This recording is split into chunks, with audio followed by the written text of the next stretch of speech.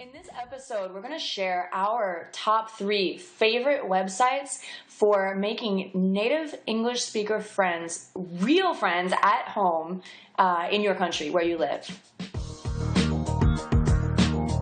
Okay, so Gabby, good to see you again. How's it going? Good to see you too, Lindsay. All right, so today we're talking about the experience of going abroad and immersing yourself in a new culture, and in what way could we, what is that like? Like, what are your experiences being abroad? Yeah, well, I've fallen in love with the culture when I go abroad. Like, I've been to several different countries, Japan, Brazil, the Dominican Republic, and I think when we're talking about falling in love, we're talking about really learning about the culture, living in it, finding things that you enjoy, things that become part of you, things that you want to go back to again and again. So it's kind of a tongue-in-cheek thing to say fall in love. Like, we're not talking about, romance or anything like that, but really just the appreciation of a place and a culture. Yeah. So, I'm trying to think. I had so many specific examples, but I would say, like in Brazil, taking dance classes, I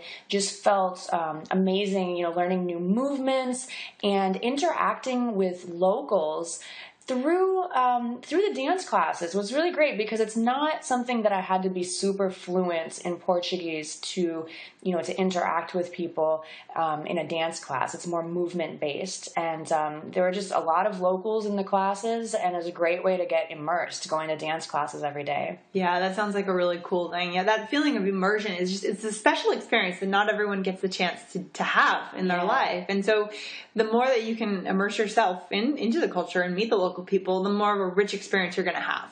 What was one way that you kind of fell in love with a culture? Yeah, again, so many experiences and so many different things that I could talk about forever. And I feel like the memories are starting to fade also, which is a little bit sad.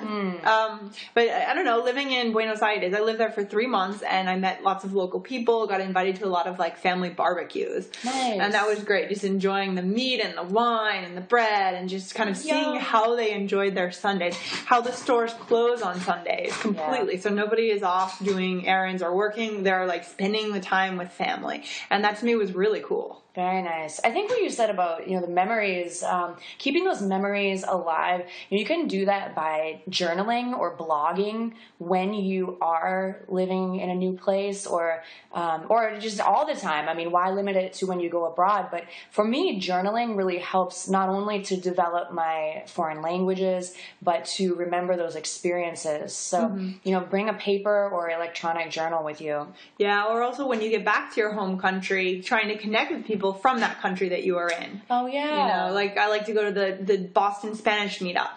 Yeah. Where I do meet people from Argentina or from wherever. And Meetup, this is literally a website, www.meetup, so MEETUP.com, and it's really popular all over the U.S. I'm not sure about other countries, but maybe it's starting. I feel like it's starting to spread across the world. I think it is. Yeah. You can find, people, like conversation partners, activity partners through Meetup or through a lot of different websites nowadays. Yeah, I was also thinking about couchsurfing.com. Definitely. Could be another great. The other day I met a student in New York who's doing a lot with couchsurfing. Like, she's going out, she's attending the meetup through couchsurfing.com, and she's meeting a lot of people and practicing her English a lot. And I know that she is going to be successful. It's not just about finding a place to stay with couchsurfing. Right. You can meet someone for coffee and just get to know someone from another culture, another language. So it's a really good resource for just meeting people who love to travel and to connect with people from other cultures. Yeah, that's important. Another website and group that I enjoy is Internations.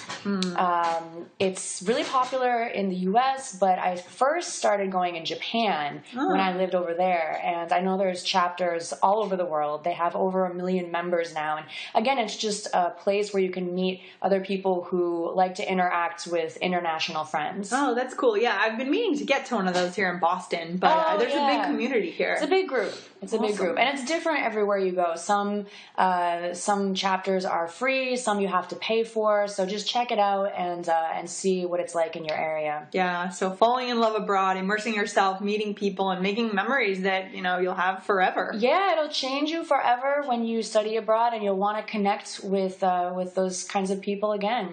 Absolutely. Okay.